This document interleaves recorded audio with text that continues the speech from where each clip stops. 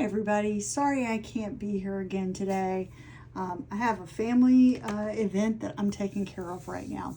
So let's talk a little bit more about normal curves. So over the last couple of days, we've learned how to use normal CDF on our calculator. We have learned about z-scores. Today we're going to be talking about the empirical rule specifically and using the normal curve for estimates. Now, if we have normal CDF, we don't need to do an estimate. We can just type it in. But there are times when it's faster to do some estimates. So just a little review. The total area under a density curve is always 1 or 100%. Now let's talk about percentiles. So you guys see a lot of percentiles as you go through your day, especially with standardized testing. You always want to know how you compare to somebody else. So by definition, the nth percentile is the smallest score greater than or equal to a certain percentage of scores. So for example, if you were in the 25th percentile, that score is greater than or equal to 25% of the scores, okay? That's what it is.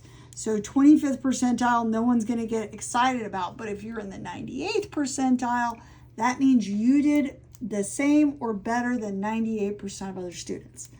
So again, just a little review stuff right here. First of all, normal distributions all have the same overall shape. They're described by their mean and standard deviation, mu, sigma. The center is where our mean is located, and the median and the mode are the same. You may notice I've said that a couple of times over the last few days. It could be important. Now, let's talk about making some changes. Now, if I change my mean, so imagine I've got a room full of women, and I say to all of them, tomorrow, wear a 2-inch high heel. So I would be changing my mean because I make everybody 2 inches taller, but I'm not going to change the spread. All that's going to do is move my normal curve along an axis 2 inches farther to the right because everybody will be 2 inches taller. It will not change my spread. On the other hand, standard deviation controls the spread. So if I change my numbers, I could change my spread. So here is the same amount, because remember the area under the curve, both of these is 1 or 100%. This one has a large spread. This one has a small spread. So I like to think about it as if I were a pitcher in a baseball game. If I am extremely accurate and I never throw foul balls, I might look like this. On the other hand, if I throw really hard, but I have more foul balls, I might look more like this. So I've got more spread, even though both of them have the same mean. Now, let's get to today's new stuff. So our new stuff for today is the empirical rule. We saw this on day 1, which was Wednesday. 68% of all deviations are right in here. Remember, this is an estimate, so it's 68%. And then we go out and we say, all right, so that's 95%. That's 2 standard deviations. And then we get to 99.7%, which is pretty much all the data. All that's left over is some little tails over here on the end. That's the empirical rule. But you may be saying, how am I going to need to use that? Just like this. So here is my example. Now I have gone ahead and put the heights on there. So it says that the mean is 69 inches. So you'll notice I went ahead and put the 69 in the middle. And then I added 2.5, subtracted 2.5, going both directions. I'm going to give you just a moment here to take care of that on your paper. If you need to pause it, please do. Okay, so let's talk about the empirical rule. So this says what percentage of your men are taller than 74 inches. Now, we know how to do that with a calculator, and I'll do it in just a moment, but let's start with the empirical rule. So right here, I've got 69, I've got 71.5, I've got 74, and 76.5. Now, if your value that you're looking for comes out to be exactly one of the standard deviations, like 74, you can use the empirical rule. If it was like 73, you'd have to use the calculator. So according to the empirical rule, and let me break this down just a little bit more by percentages, just to make sure we're all kind of thinking the same thing. So I'm just going to kind of draw these little lines up here. Okay, so this is 68%. 68 divided by 2 is 34, and 34. So now I want to do this one. So this is 95%. So I just want to show you on my calculator what I'm thinking. So I have 95%, and I'm going to subtract the two areas that are 34 that I know, and that leaves me with 27. Now there's two areas, so I'm going to divide that by 2, and that will give me 13.5 and 13.5. Okay, my next little range, that is 99.7. So I take 99.7. I'm going to subtract the two 34s. And I'm going to subtract the two 13.5s. And that will leave me with 4.75, but I got to divide it by 2. So this is about 2.35, and this one's about 2.35. All right, so what about the little tails that are over here? So I know that that's 100%. So if I take all the predefined areas, that'll leave me with 0.3, which I then divide by 2. And 0.15 over here. Okay, so let's talk empirical rule now. Sorry, I got a little ahead of myself. So if I want to do the empirical rule right here, all I need to do is add up those areas. So this area is 2.35, and this area is 0.15.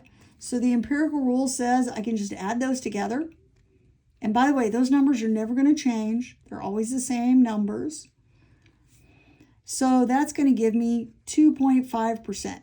So that's what the empirical rule says. Let's try it with our calculator. Okay, so I'm going to come over here. I'm going to do normal CDF. Okay, so on this side, I'm starting at 74. Upper number, I just need a really big number. So again, I'm going to go with my favorite, which is like 1,000,000. My mean on this is 69 inches. My standard deviation is 2.5. And look at that. Look how close that is to 2.5%. So the exact answer with the calculator is 0.0228, which is 2.28%. And by estimating, I got really close. So the empirical rule is a great estimation tool for times when you just don't feel like taking out the normal CDF. All right, let's talk about this option. Now, I know that some of you have calculators that will do the percent in the middle, but remember, you got your empirical rule. So the middle 95%, so if I look back at the rule on the previous page, middle 95%, because I'm just going to cheat there, that's 2 standard deviations. So there's the middle, 1 and 2, 1 and 2. That's 2 standard deviations. So my answer is 64 to 74 inches. So they gave me the percent, and I use the empirical rule to help me find the answer.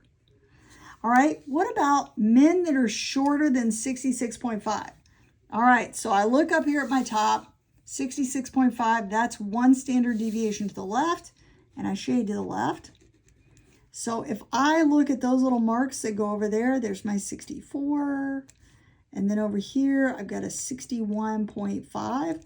All I have to do is add up those areas, and those areas are 13.5 plus 2.35 plus 0.15, and I add those up with my calculator. Let me give you just a moment to do that. 16% approximately. So that's the empirical rule. Let's try one more together that I have it written on. Okay.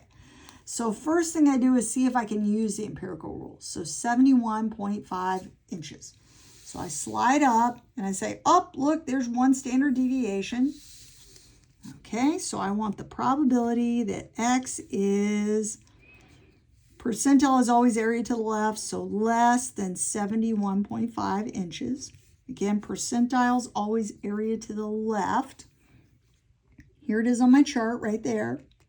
So I'll get the 34, the 34, the 13.5, the 2.35, and the 0.15, and all I have to do is just add those numbers up. Or I can take 50% plus 34.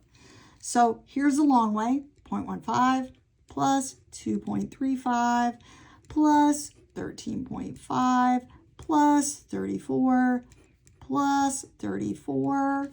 And I just need to add those up together and I get 84%. And that's my empirical rule. That is really all there is to the empirical rule. Let's try just a couple more and then I'll let you finish them up. Let's try one that's potato chips. Okay, so like always, I'm going to give you your little setup here. So here's the 9.12. Please add 0.15 and figure out the labels. All right, so that's what I'm going to be doing here. 9.12 plus 0.15 plus 0.15 plus 0.15. So I've got the 9.27, the 9.42, and the 9.57. Then I got to go the other way. Okay, you got to do both directions. So 9.12 minus 0.15, minus 0.15, minus 0.15. Now, a few of you may be saying, why are you doing it 3 times in a row? It's so I have the numbers ready to go so I can just copy them down. It's just a trick to make things a little faster when I go to write stuff.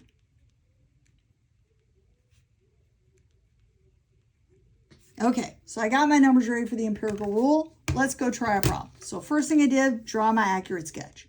Then I come down here and I say 8.97. Is that one of those values? Yes, it is. It's right there.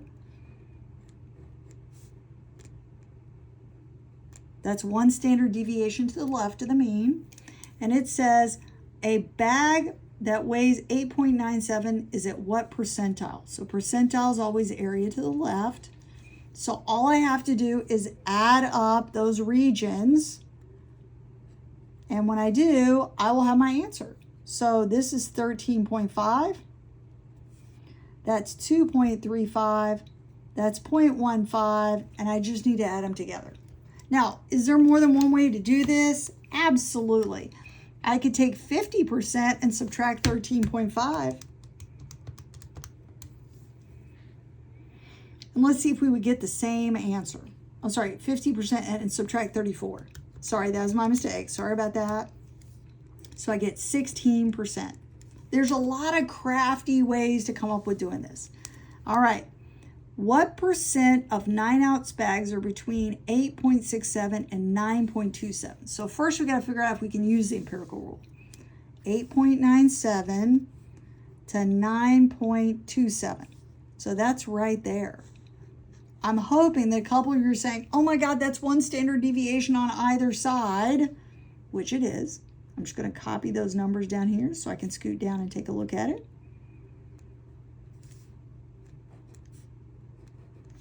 So that means all I have to do is add the 34 to the 34, and I get a really great approximation of 68%. That's it for empirical rule. There's nothing else to it. It's a matter of learning those little numbers of the empirical rule, splitting it up, and then looking for the values. Now, at this point, somebody always says in class, what if it's not one of those values, the 7 ones down here? You do normal CDF. This is just a fast estimator. So what is your assignment for today? Your assignment is to finish the rest of this packet. Is a super short assignment. I want y'all to all finish it up before you go on your break. I want you to really be able to enjoy your vacation. So here's a problem about standard returns. You've got your mean given. You've got your standard deviation you're going to label. And then you're just going to come down here and answer some questions. And then down here, here's another problem. This one's a little bit trickier. You got to think about it a little bit. So think about what they're giving you as far as scores and see if you can kind of backwards your way into it. There's not a formula, but I think if you really think about it, you should be able to do that one. So that's all of your homework. 15-minute video. Get it all done before you go. Remember that I will be checking to see that you filled in your notes. That's one grade. And then the second grade is that you did your homework. And I hope you all have a good weekend.